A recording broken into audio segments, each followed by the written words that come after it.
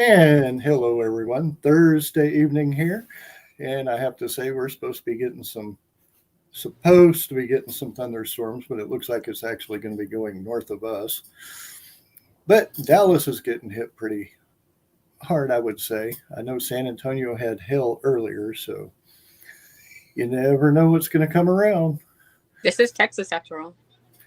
Yes, it March, Southeast Texas, summer has already started. What can I say? Already been in the 80s here. Wow. Yeah, it gets warm. But want to let everybody know Amy's running a little bit late. Mm-hmm. Gonna give her hell. What the hell? She's elbow deep in dinner. Of course, she has 2 kids, so I can't blame her. Yeah, that's true. But like I said, got to give her hell. Mm-hmm. But we are here today with Lisle Wilkerson. I know a lot of y'all have been probably trying to figure out how to pronounce that. Yes, everyone, I think. I went through and did my research. Thank you, Greg. Much appreciated. But I know you've done a lot of voice acting, and you were also in a movie, which... Yes, I was in 2 movies, actually. Yeah. Lost in Translation was the one that I was thinking about. Yes. Yeah. Sofia Coppola film with Bill Murray and Scarlett Johansson back when she was a little 18-year-old. Yes. So, I mean, it's crazy. I'm like, wow, that was a long time ago. Yeah. I'm not going to say my age. Me neither. No. But I've heard a lot of stories about Bill Murray. How was that like being with him? He is actually really, really incredible to work with.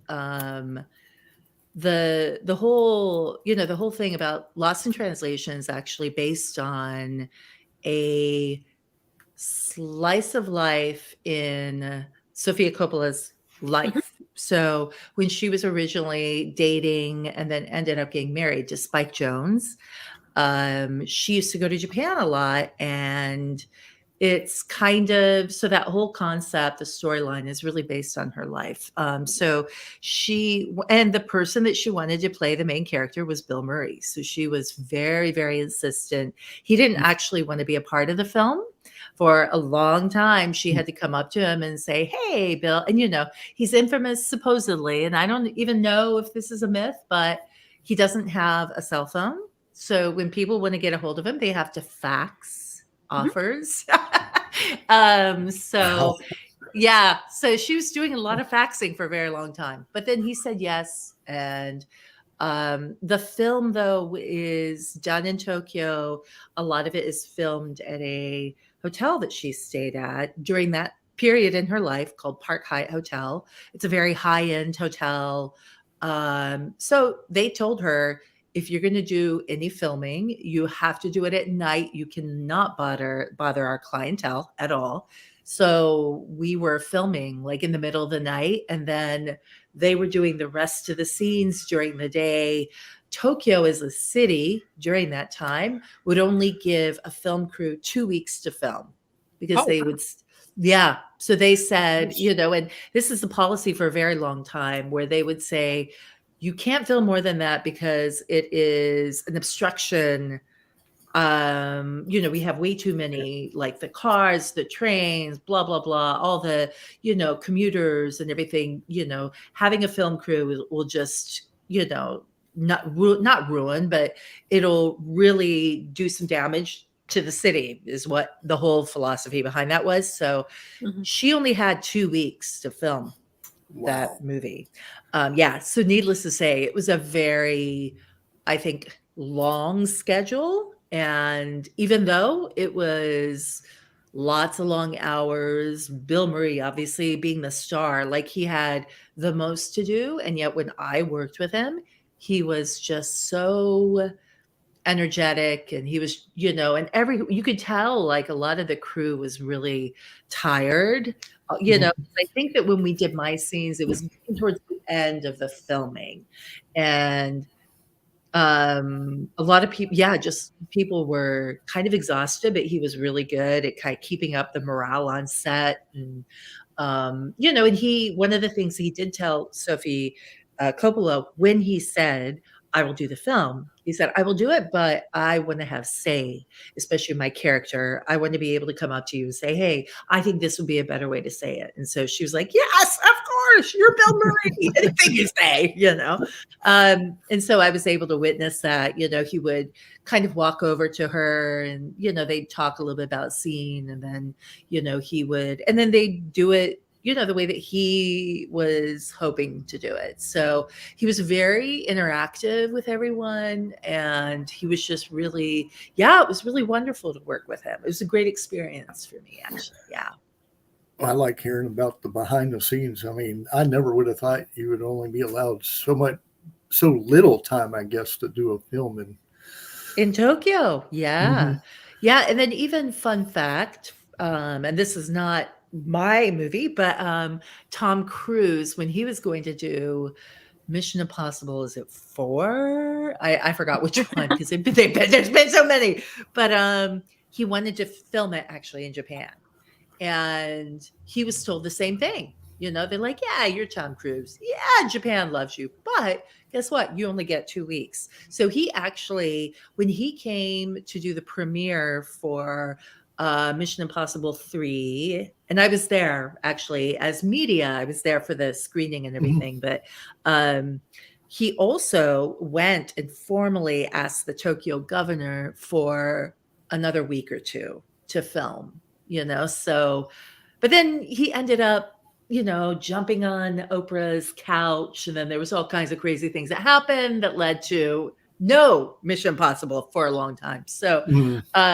but yeah, so I mean, it's always been, I guess, a thing in Japan. I think they maybe have changed those laws now. I don't know, but for a very long time, yeah. Well, it makes you wonder about the cities here, because New York gets busy as can be. How long do they give them to film? Same thing with LA. Yes. Yeah.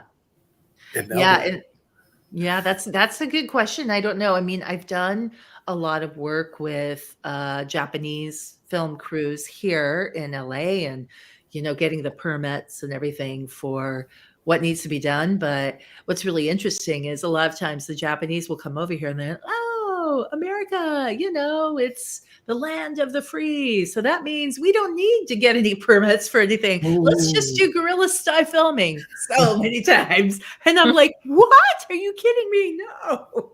Yeah, you do have to get the permits. Yes. Yes. Even for the other cities, like here in Houston, I know you have to get the permits. Yeah. And like I said, I know Atlanta's starting. I think Atlanta has now starting to do their filming, because that's where a lot of Marvel is. So yeah, Atlanta, I think, is a big competitor right now with LA. They're doing so much more filming with Tyler Perry's big studio he has out there, and like you were mentioning with the Marvel.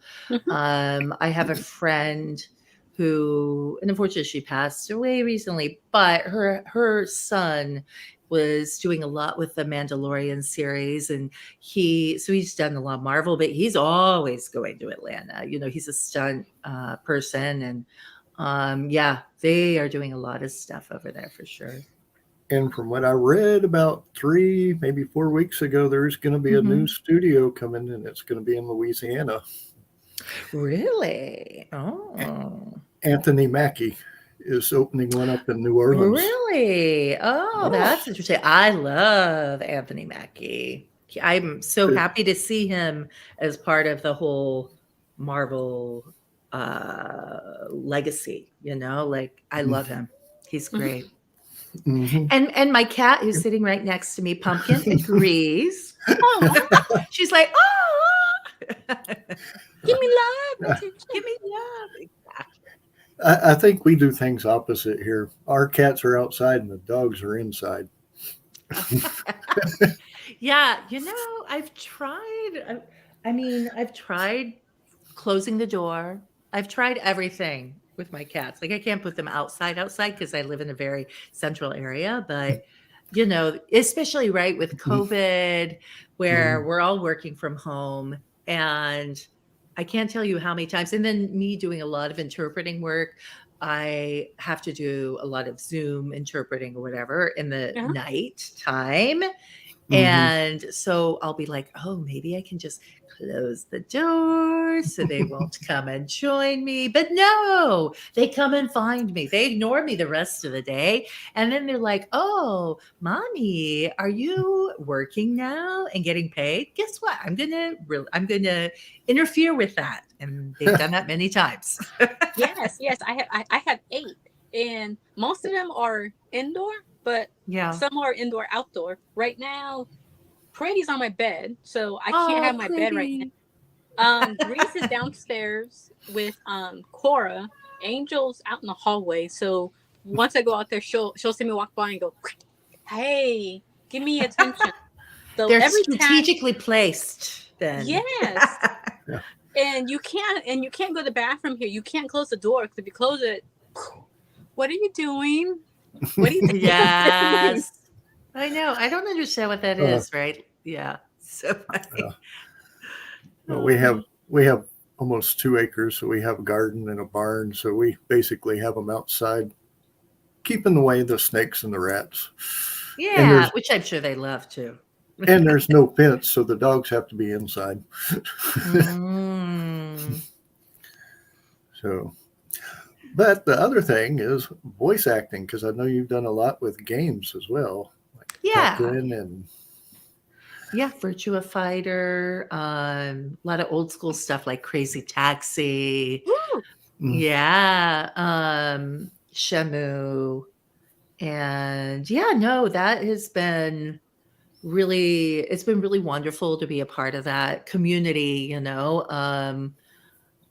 it's funny because my brother, when I was growing up, I was Miss Sports Girl. So I was in sports all year long, 3 sports a year, blah, blah, blah. My brother was the gamer. He was so into games. And so it's kind of funny that now I'm kind of a part of that community. But I started off in radio at 18 or 19 years old. And that led to, at first I was on the back end side. So I was helping with staffing and with the Morning Man in Tokyo. But, I've always been a huge music buff. Like that is, people always want to know, so what do you geek out over? And I think for me, probably it would be music. That's one of the biggest things I think that I'm just absolutely obsessed, always have been with music. And ever since I was 3. And so when I started working in radio, I just thought, man, this is the coolest job. You get to play music and talk, So I started on the side. I would work at these pirate radio stations and became comfortable enough where I was like, okay, I think I can do this in a really big station. And so then I branched out and started working on the FM stations in Tokyo, and someone discovered me, or discovered my voice, heard my voice, and they reached out to me and said, we have, we're going to be getting a lot of game auditions, and so I would love for you to audition. And that's kind of how it started out for me. Yeah. But It's been a really, I mean, it's led to so many things in my life. I've been able to go to a lot of these Comic Cons and anime conventions, and it's really allowed me to travel and meet so many people. So I'm very, very grateful for that. Yeah. The Comic Con word. Gotta love it. Oh. So I guess, do you have a favorite character, one that you relate to the most, or? I think, and I don't do her anymore, but Nina Williams from Tekken is probably one of my favorites. And the reason is because she's a very powerful character. So she's a very strong fighting character in Tekken. But I like how she also is quite weak. Her weakness is her family and her loyalty that she feels. And so I kind of like a lot of that complexity that goes into that character. And I feel like me too. I'm a very loyal and probably very passionate person. So I think in those ways, I do identify a lot with her. But I think also, like say with Virtua Fighter, Sarah Bryant, the character I have there, she's very sassy. And I love that about her because I'm also extremely sassy. I'm always, I'm always a smart ass. And so I think a lot of Virtua Fighter or Sarah Bryant comes out, or I come out in her as well. So, but I mean, a lot of all the characters that I've done, all the work that I've done, I feel like there's always a kind of a piece of me in them. Sorry if you hear Pumpkin. She's kind of, she's playing. She's hunting her catnip. Yes, I see you, Pumpkin. Come on. Oh, wow. Yeah. Like, what am I hearing? I know. What are you doing? Yeah, it's so funny, like I have these catnip toys that I get for her. And she goes and finds them on the floor. She'll have them in her mouth and then she'll be like, oh, look what I found. Look what I found. Right. I'm sure you guys get that. Right. So, yes. Yeah. Yeah. And then she'll drop it off and then she'll continue meowing at me. And I'll be like, oh, such a good girl. Yes, you are. Yeah. Oh my gosh. Oh. Well, are there any Comic Cons that you're going to be going to soon, or? I will be. I have some that are coming up. I actually am going to be in Saudi Arabia in May. And for that, I will also be booking some Japanese talent. So that's another thing that I've been doing over the past couple of years because I work a lot with the Japanese seiyuu and mangaka, like the illustrators and studios. So I'm going to be booking a couple of the guests for that as well. Cool. Yeah. So let me see. I think the first one that I have coming up is going to be in May, maybe. Will be the one in Saudi Arabia. I also have one in July in Australia, which I'm very excited about. Adelaide. Yeah. So that'll be fun. So I do have some coming up. Yeah. Got one comment here. Nina Williams was always my favorite Tekken character to play with. Thank you, Mom B. I appreciate that. Yeah, so like I said, not a gamer, was not a gamer growing up. So I am the worst button masher for sure.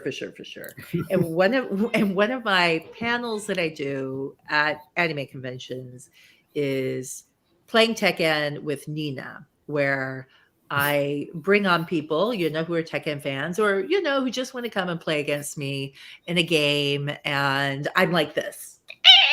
I'm like so bad. But even though I am a terrible button masher, which I will also say is very exhausting.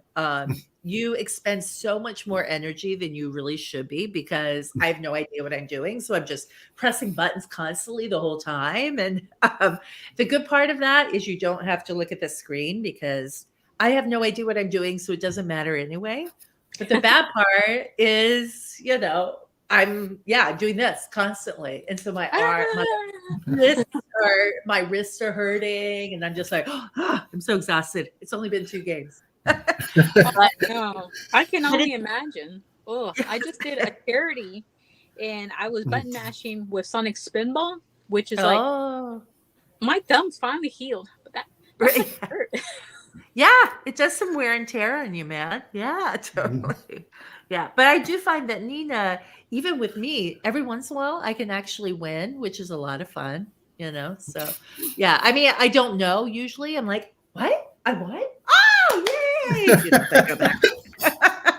So, gosh. That would be a fun panel to watch. It is a lot. It is a lot of fun. I think everyone, it's all kind of just to really, I like having interaction with people and, I don't want to do the whole, oh, look at me. I'm a voice actor. Let me just blah, blah, blah. I want to be able to have this back and forth kind of synergy and just really have a lot of fun. So yeah, I started that panel and then I have these badges, like pins kind of thing that I give to everyone I play. And there are 2 versions. One is Nina Williams kicked my butt and I loved it. And then the other one is I kicked Nina Williams' butt and I loved it. So I always ask him, which one do you want? I know you kicked my butt, but which one do you want?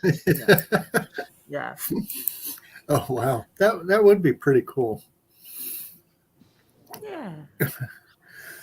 So do you have a most memorable moment at any of these conventions with somebody coming up to you and telling you their story? I have a lot of those, but I think probably one of my most memorable moments is and really, I don't fangirl very much, right? Mm-hmm. I've been, working in the entertainment industry for a very long time. Like I'm a big TV girl. I watch a lot of TV, but I also, I'll do the red carpet for the Golden Globes and the Emmys and all that. But I'm just like, oh, there's so-and-so. There's Glenn Close. Oh, she's cool. But I won't like super fangirl, right? And then even in radio, like I did a lot of interviews with a lot of people. However, Anime Expo one year, I found out that the Seiyu, Japanese voice actor, from Candy, which is the anime I grew up on. I was completely obsessed with that anime. And in fact, when his character called Anthony, when his character died on the show, I told my mom, I was like, Anthony died, Mom. I'm so depressed. Maybe I don't have to go to school today, right? She's like, no. You are the daughter of 2 academics. No, you are not going to skip school. So that didn't work. But this is how obsessed I was, right, with Candy. Mm-hmm. And he was going to be at Anime Expo that year. I was so excited. And that was a year when I was actually a guest at AX2. So I was in the green room and then he walked in. And I was with a friend of mine. I was like, oh my gosh, it's Anthony. Right. And then she's like, oh, you have to go up to him. I'm like, no, I can't. And I don't know what took over me, but all of a sudden I was like, yep, Lisle, life is short. So I walk over to him as he's, kind of drinking his little bottle of water, just kind of relaxing, kind of watching things from, the green room to see what's going on, the dealer's hall. And I go up to him and I start singing the Candy Candy theme song. I'm like, "Warate, warate, warate candy, neki mushi nante sayonara, ne warate candy." And he's like, "Who is this chick?" Because he's like, first of all, I'm in America, right? This is America. Like, why, Candy Candy. I don't believe Candy Candy ever came here to the States. So he's like, why does someone know Candy Candy? Two, why is this tall blonde chick singing in Japanese? Like, what is going on? And so I took a picture, which is, if you look at the picture, it's quite funny because I'm like, ah, and he's like, yeah, this is happening. I can't believe this is happening. Like, what is going on in my life right now? Oh my gosh. So I fangirled and it was crazy. Then, as this always happens in my life, a couple years later, I go to AWA, where I do usually the interpreting, moderating for all the Japanese panels and the guests. Guess who was a guest at AWA that year? And so I saw the lineup. I'm like, oh no. Oh, maybe you won't remember me. Like maybe it was a couple years ago. Maybe he's kind of blocked it out of his head. So, and then, and then they came up to me. They're like, Lisle-san, we'd like to have a meeting about what we're going to talk about for the panel. And so I'm like, yeah, sure. I introduced myself. I don't say anything about the fact that I completely made a fool out of myself in Anime Expo. And so, we're just doing the meeting, and it's funny because it was very done the very Japanese way where he waits until everyone else has kind of left. And then he turns to me and he's like, Lisle-san, 前お会いしましたよね, which means I've met you before, correct? I'm like, yeah, yes. He's like, I thought so. Anime Expo. I was like, yeah. I was like, oh my gosh, I need to hide anywhere. Yeah. So that would probably be one of my most memorable experiences, just because that anime was so big for me in my life, and it was such a really important pop culture, I guess, influence, and getting to meet him, and then me making a fool out of myself, and all full circle, all comes together. That had to have been fun, though. It was fun. It was a lot of fun, and actually, he is such a great guy. He, it was a lot of fun to meet him. Yeah. But you also have a podcast. Yes, I do. Adventures of a Blonde Geisha. Thank you. Can you tell us about that? What it's about? Yes, sure. I've kind of been wanting to do a podcast for a very long time because, I grew up in Japan and then continued to work in Japan. So really all of my almost 30 years of my life was in Japan. So when I moved to the States, people will sometimes correct me. They'll say, oh, you mean when you moved back? I'll be like, no, because I never really lived here. I mean, here and there for maybe like half a year, furlough, 3 months, whatever. But I'd never really lived here. So it really was moving here for me. And I was an adult. I was like in my 30s when I moved here. Had not ever driven before a car. No, I didn't have a license. I didn't have anything. Because you don't need it if you grew up in Tokyo. Had never had a credit card before, I mean, like just really, so I kind of came into this world, which visually I fit in with, but I would just everything was just so foreign to me. And so I was constantly having these, what I like to call zone moments, where everyone else is acting in a certain way. I act in the way I think is normal. And then people look at me like, wait, who are you? What are you doing? You know, like just all these, and it becomes this zone thing where people are just like, who are you, you little chikorita? I don't understand, you know? And for years, you know, some of my friends have been telling me that I should start documenting those experiences, you know, and talking about them. And so I finally decided during COVID, actually a little over a year ago, in February last year, I was like, okay, I'm doing it. I'm just going to start this podcast and start talking about some of my memories from living in Japan, growing up in Japan, and then also experiences and kind of giving a look into how it is to be a third culture kid is what they call it, or a TCK, where your parents are from one culture, then you live in another culture, and then you kind of create this hybrid or this third culture. And I'm very much a third culture kid. Sometimes I react in a certain way and people are like, you must have been interpreting because this is very Japanese right now. And I'm like, oh, sorry. You know, like I still bow when I talk on the phone. Hi, Amy. Hi. Hi, daughter's Amy. Hey. Oh, my Let's goodness. see.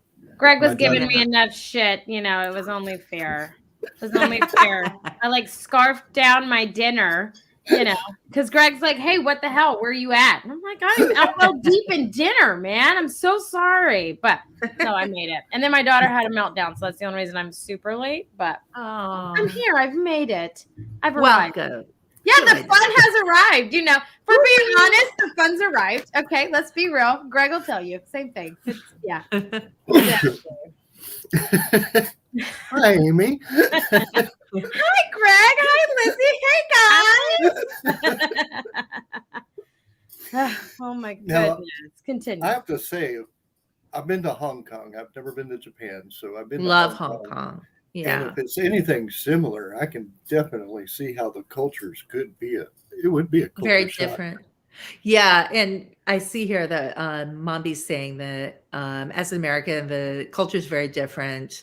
Mhm. And, you know, she says her daughter's obsessed with Japan. Yeah, it is. It's extremely different. But what I think was kind of really hard for me is that when you're growing up in a culture, this is kind of the only thing you know. So I didn't realize the differences until I moved here to the States. And then that's when I was like, oh, okay. Americans don't bow when they're on the phone. Got it. Okay. You know, or, you know, and then this whole tipping thing. Oh my gosh, such a nightmare for me. Because in Japan, we don't tip.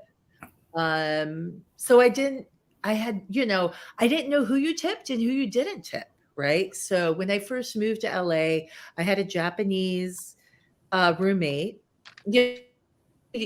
Lived here. She's lived here since she was 18. So she was kind of like the opposite in a way of me.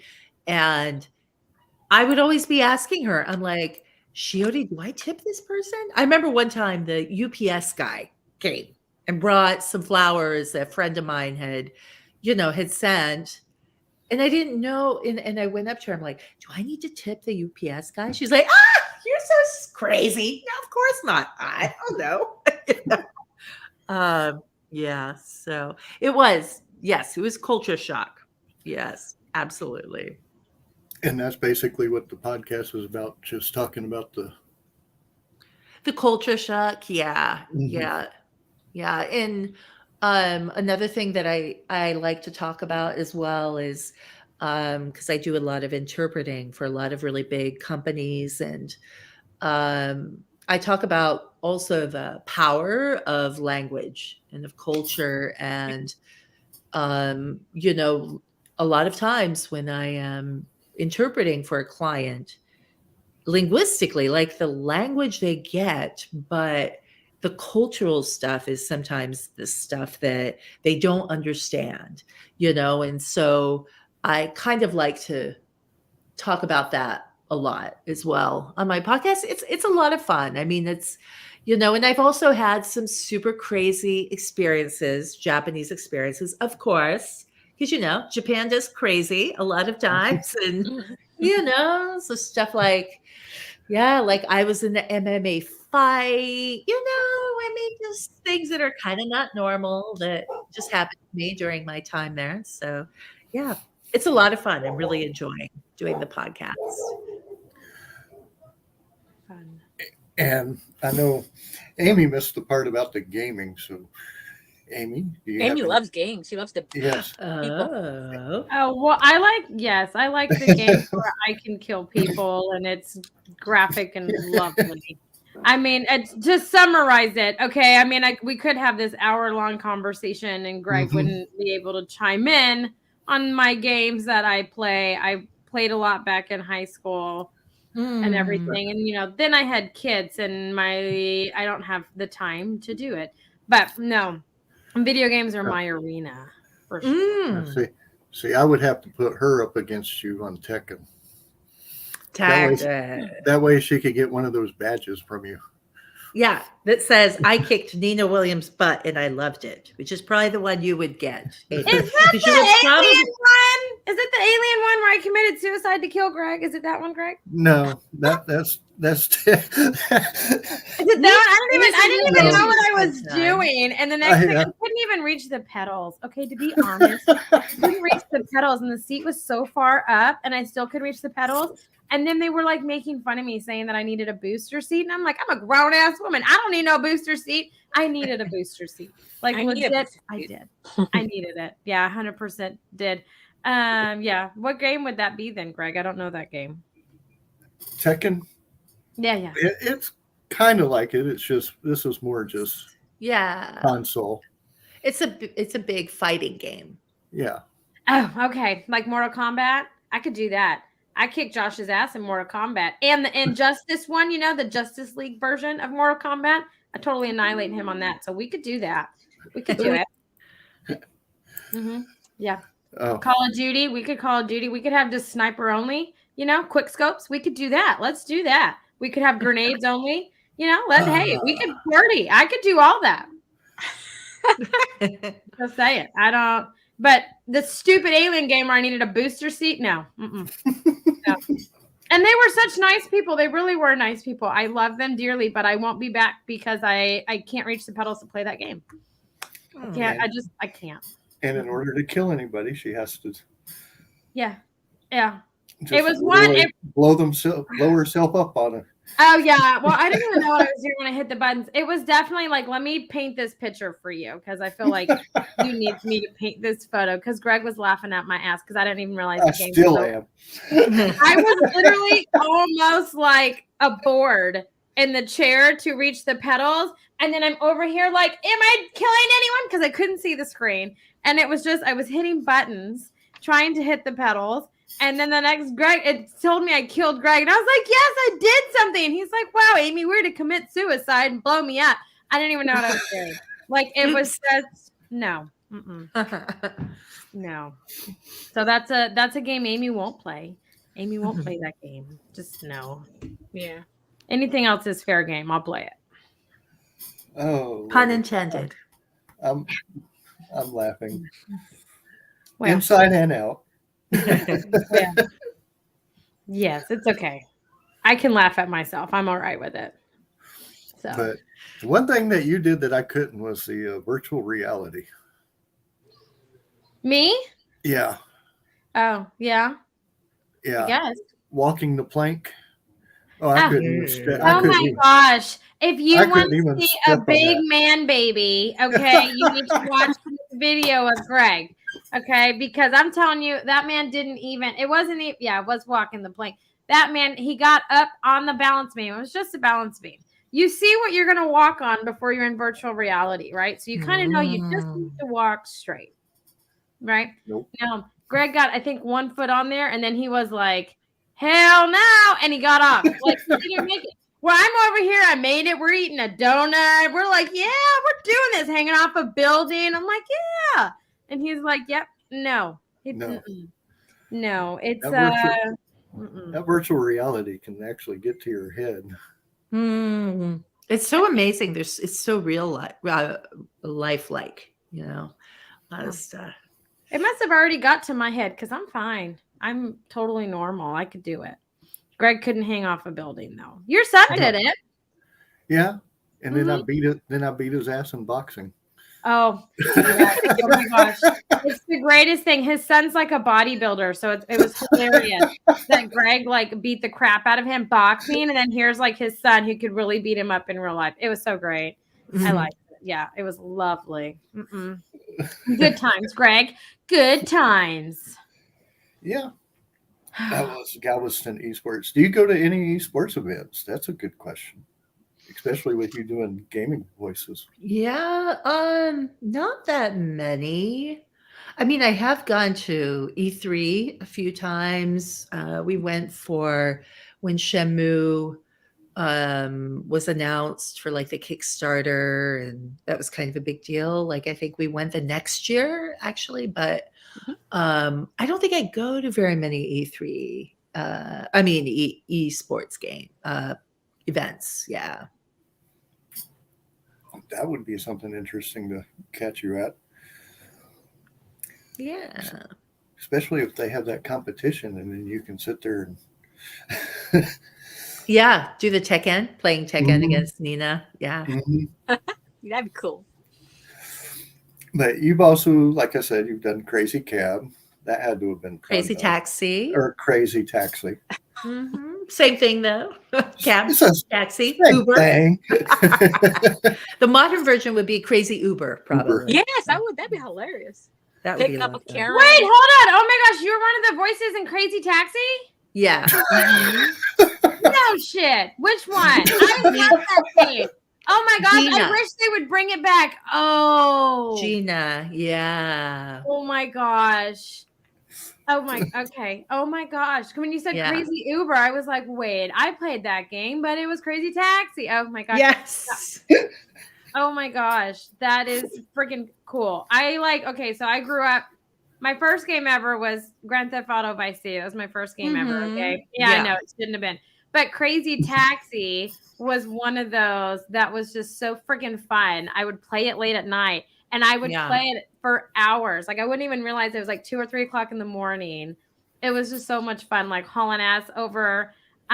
What was it? Where is it? It's like San over Francisco. People. Yeah. But you had like the steep hills, and you just like hauled ass, and you're like, yeah, man, I made it. And it's like green. Oh, I wish they would bring that back for the PlayStation. I would. Oh yes, I know.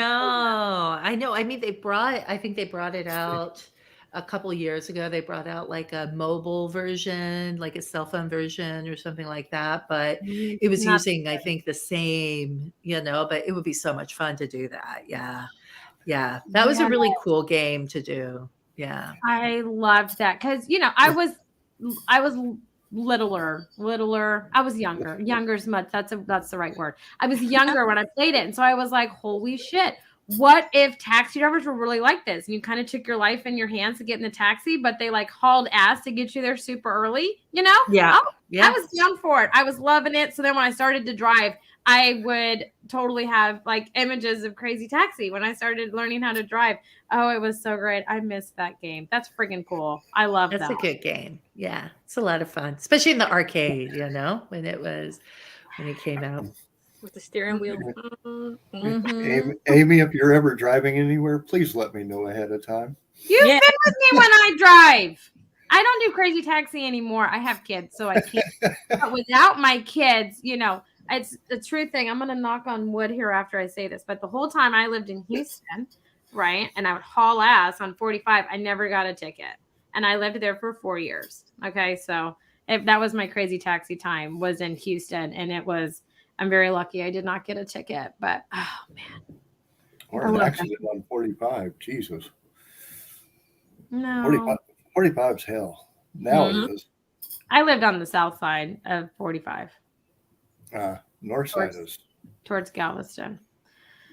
Oh, man. Okay, so what other video games did you voice? Greg did not give me disclaimers before I came on, so it's I gave her a disclaimer before you came on. Oh, her about me? Yeah. Yeah. You know, I'm with a disclaimer. I'm literally a walking disclaimer. Like, it's a true story. So yeah, that's why she can handle me. It's okay. Yeah, it's okay. Yeah.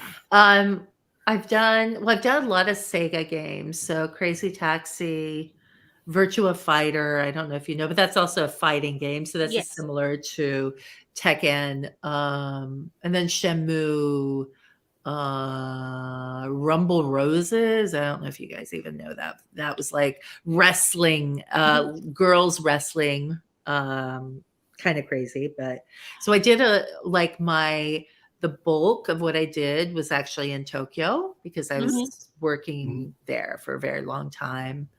But yeah, a lot of fighting games, I guess. Did you ever do like the other side games like Samba? You know, like the little monkeys like teaching you how to. No, I don't think I did. I would have loved to be a monkey. I mean, Monkey ball or anything? Yeah, but I did. I think another character that I did the voice for was, I'm a huge Hello Kitty fan, and I did the voice of Badtz Maru, which is like the angry penguin that's always with. Okay. Yeah, so that one was actually in English and Japanese because I do voice acting in Japanese too. So that was a lot of fun. I love doing that. It was very hard on my voice because it was a very kind of voice, but it was worth it, you know, as a Hello Kitty lover. Yes. So for another Sega game, just for the heck of it, did you ever do Sonic the Hedgehog?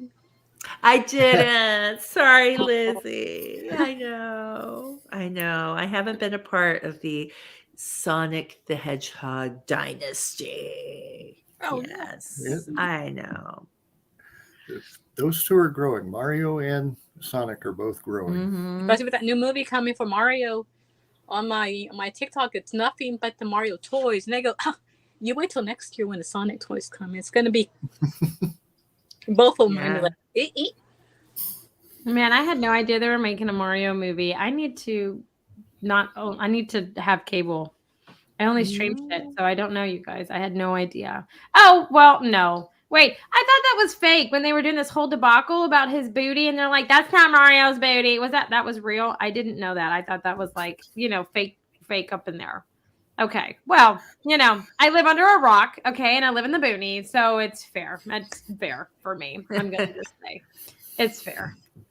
I get it. Those poor rocks. No, they love me. They're my people, okay? They love me. Totally my people. One that's painted, hearts, lovely. I was going to say silent and stone cold. Oh, that's true too. That's such a compliment. Thanks. I know. Oh, I love it. She's going to kill me later. Next, you're going to be calling me John Wick, which is like, you know, a big. Yes. Man, I'm counting down. Tomorrow is literally 3 weeks until John Wick Chapter 4. Are you a big John Wick fan? I worked with Keanu Reeves. Oh my gosh. Yes. Is he just as lovely as you picture? Because I just picture him such a lovely person. He's really funny. It was for a film that he did called Man of Tai Chi, which was filmed in Hong Kong, China and Hong Kong.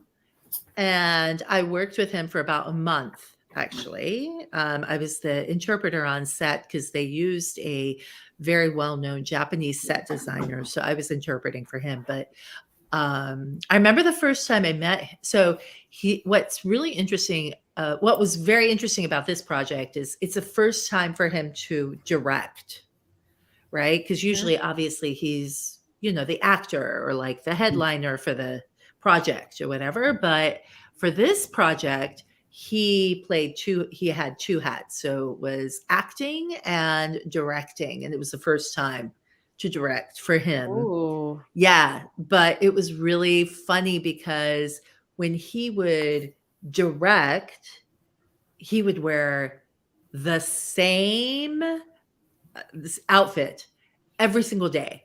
Same shirt, same pants, and super scruffy. And like, he was just like, yeah, he's fabulous. He's wonderful. And then all of a sudden, I get to the set, because he's going to start doing his lines as an actor.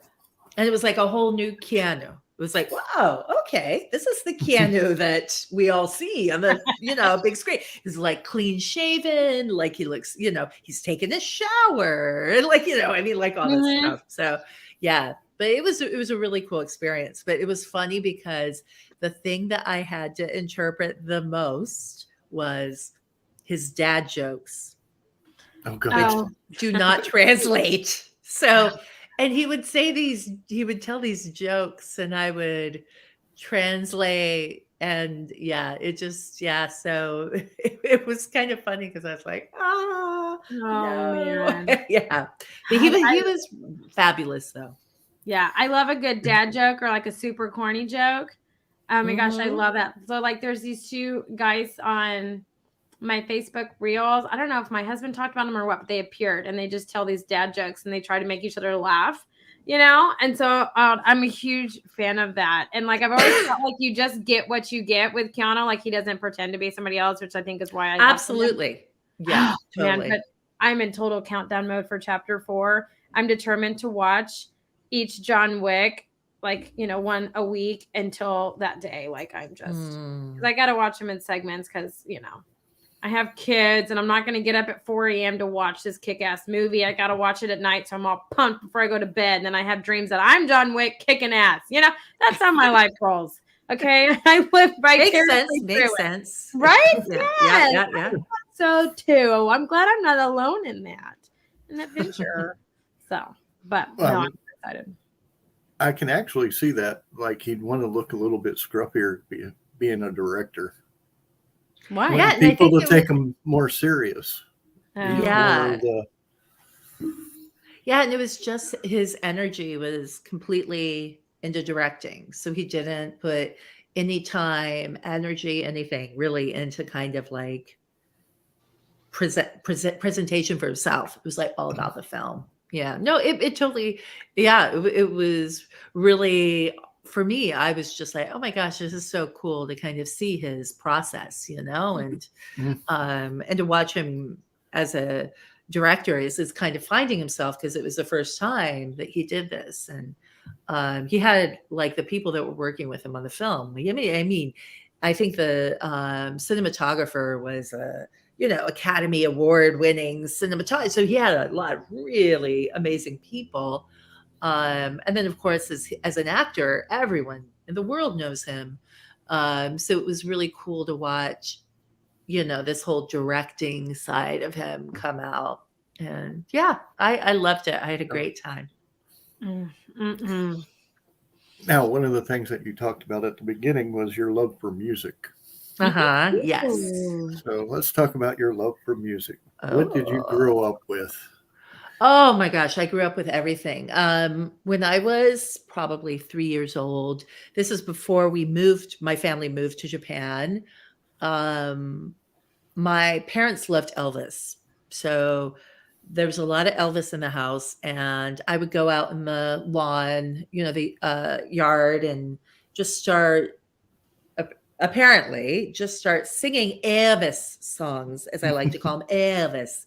It kind of started from that, but then it went on to when I was a kid in Japan, I liked a lot of the Japanese pop that was out, right? So they had a girl group that was called Pink Lady, and I was completely obsessed with them.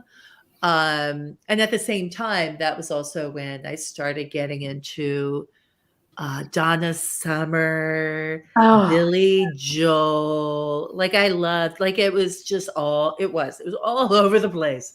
And then in junior high, we went for half a year, I think, to South Carolina for my dad's, he was working at University of South Carolina, teaching there. And so we were there. And then that's when I discovered funk, and I loved, so Rick James, and like, all those incredible, like Earth, Wind, Fire, like all those groups.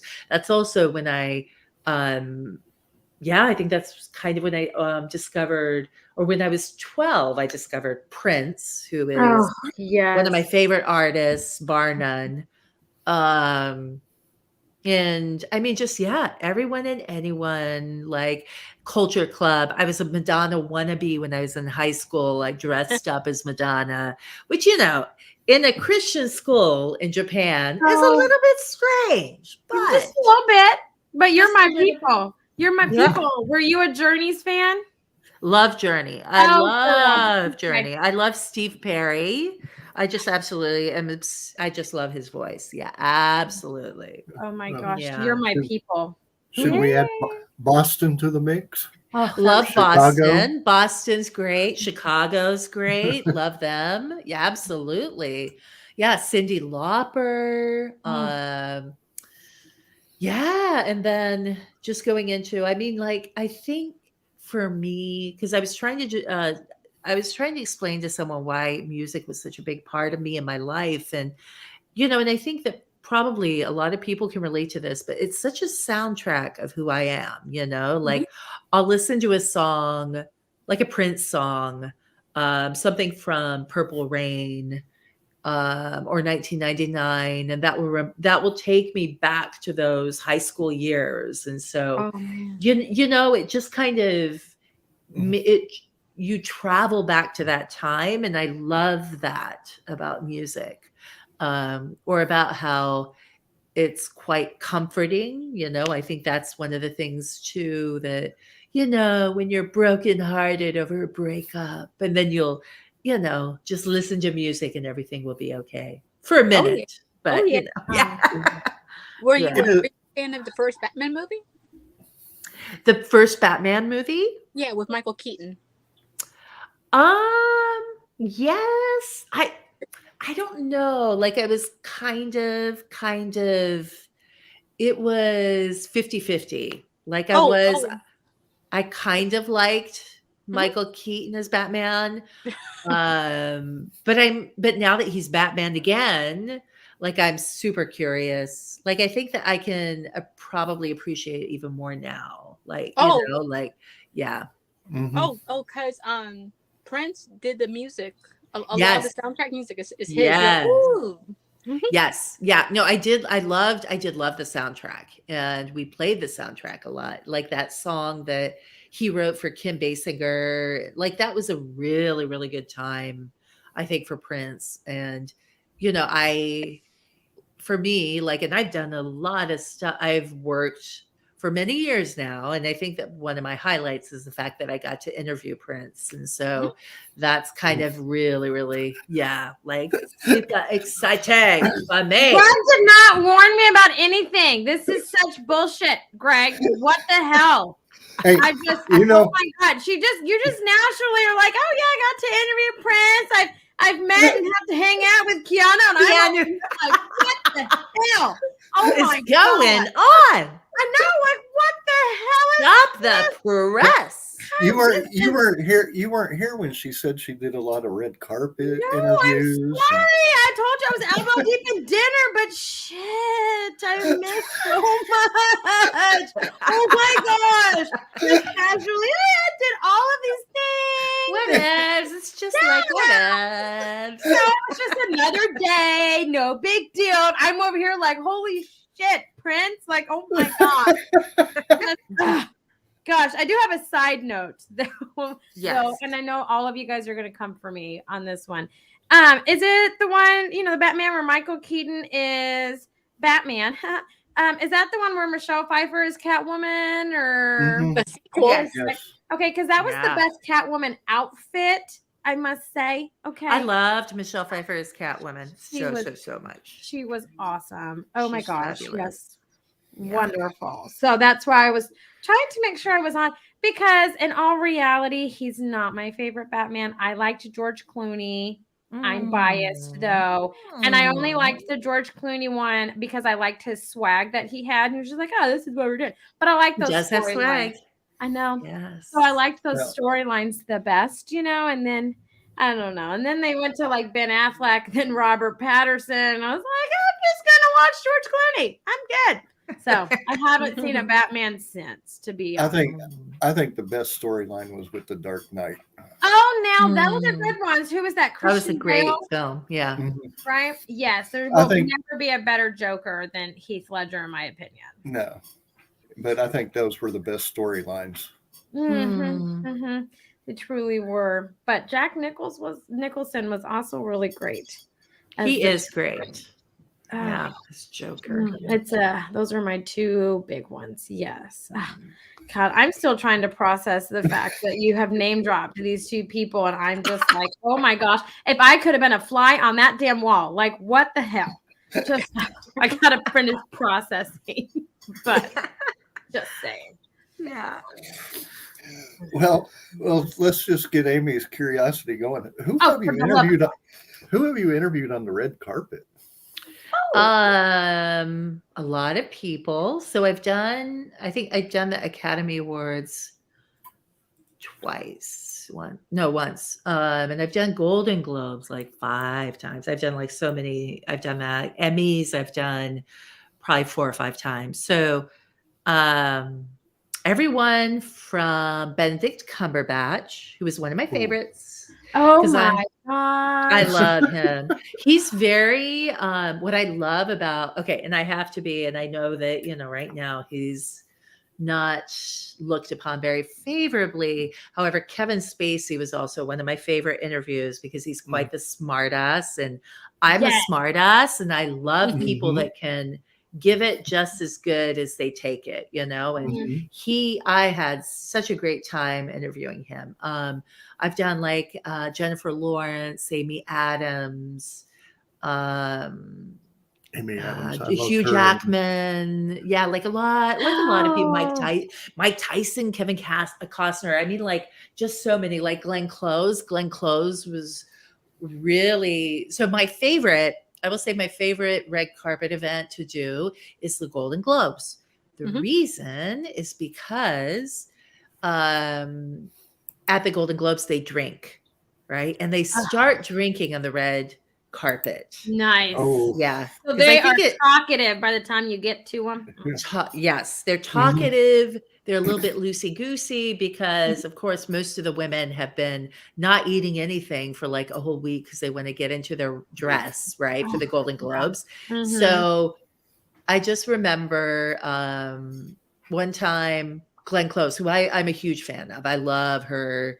Her acting is just really incredible. And by the way, I heard that there's going to be Fatal Attraction. Do you remember that movie? Yes. There's going to be a remake of that.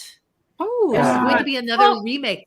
But they're making it a series, right? Isn't it going to be like a series? Yes, it's going to be a series. Yes. You know what? I don't know if you can replace Glenn Close, though, because I don't think so. Phenomenal in that movie. She's so good at being scary, isn't she? Like I wish that they wouldn't touch that because that is just so iconic. It's like that other one that Kathy Bates did.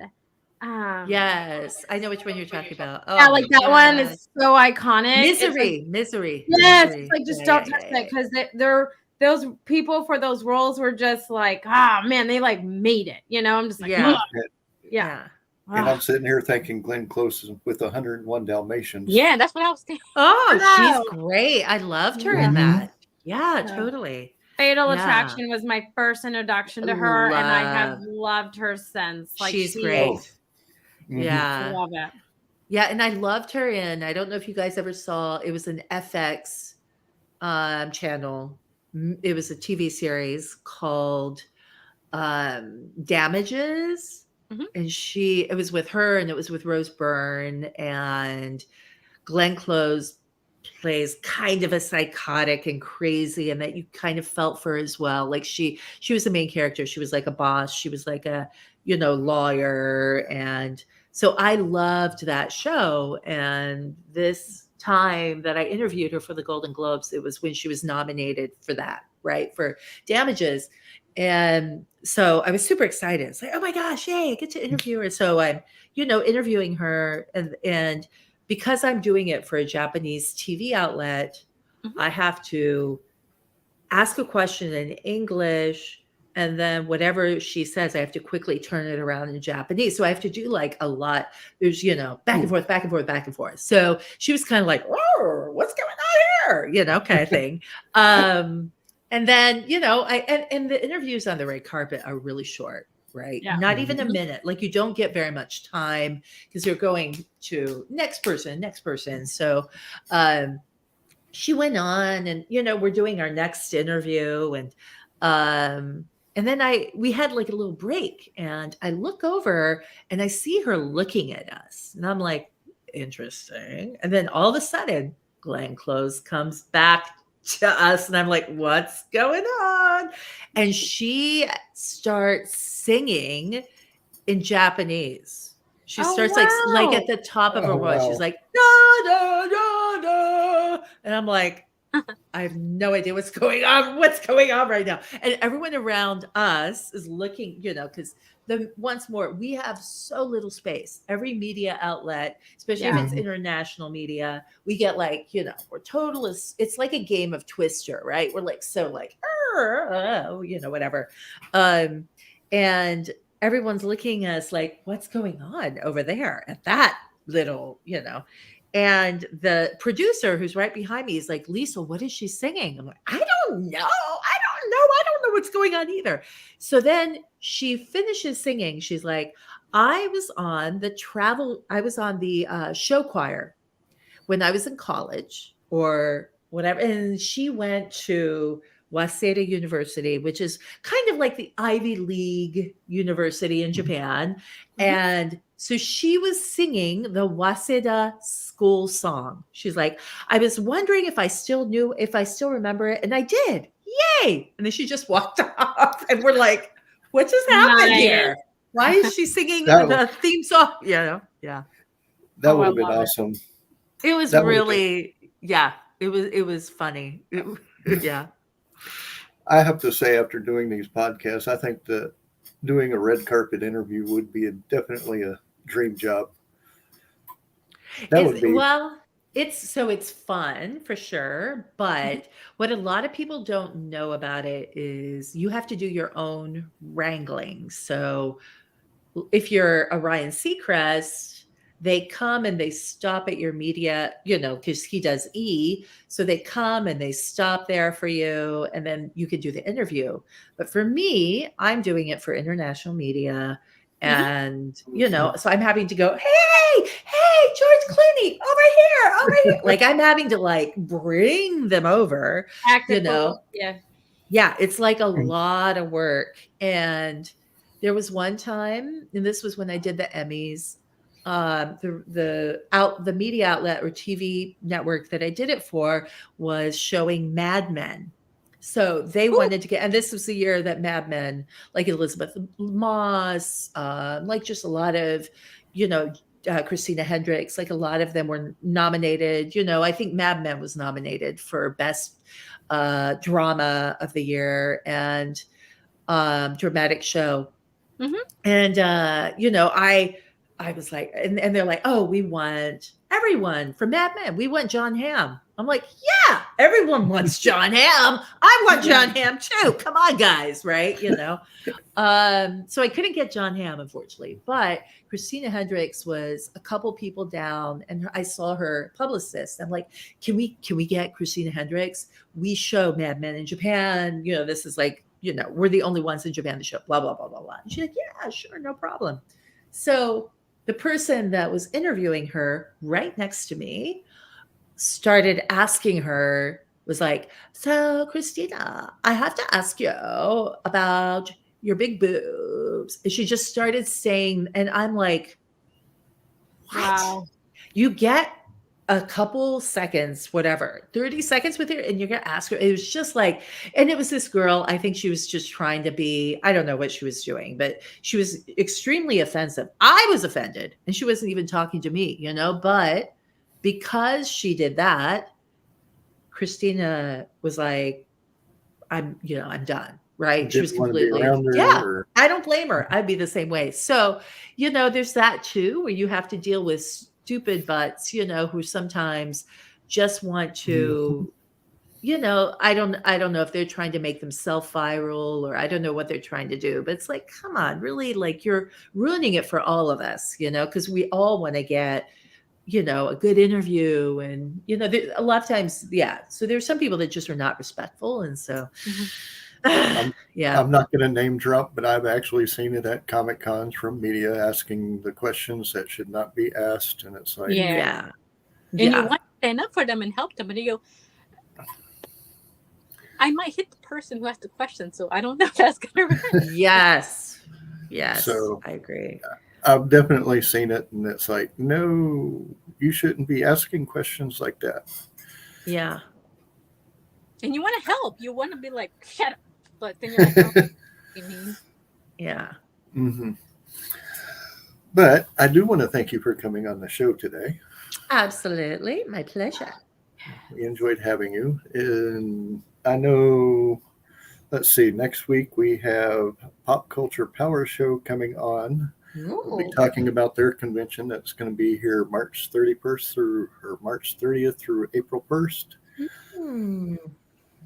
And then the weekend after that, we're going to have Traders Village on, which is April 15th and 16th. And they have a lot of good guests coming to both those shows, actually.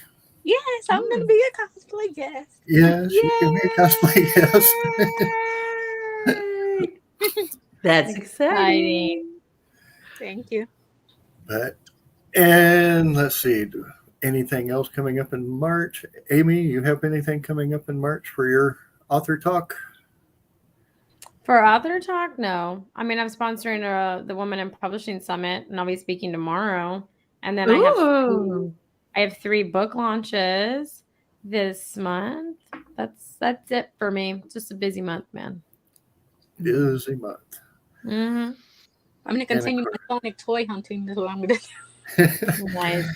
And then, of course, our 2 for Tuesdays with the conversation, where we do our interviews, 15, 20-minute interviews. So, again, Lisle, thank you for being on. And thank you. Definitely look forward to chatting with you again. And good luck on your endeavors, because I know you have a lot coming up as well. ありがとうございました。またぜひよろしくお願いします。I'm You too. going to pretend that I know what that is. Yes. All you have to do, yes. This is what I tell my clients a lot of times. I'm like, just bow, just bow, just bow, smile. They're like,